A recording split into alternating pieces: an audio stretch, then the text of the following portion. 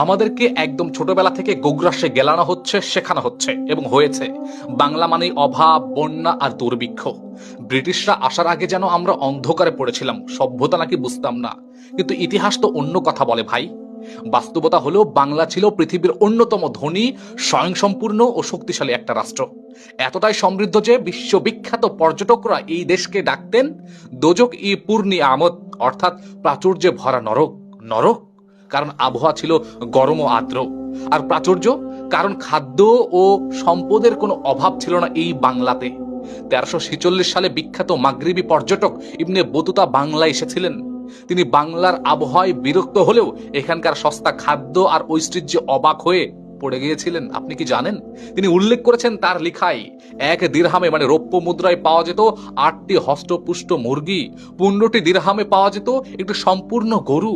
এটা কোনো রূপকথার গল্প নয়, এগুলো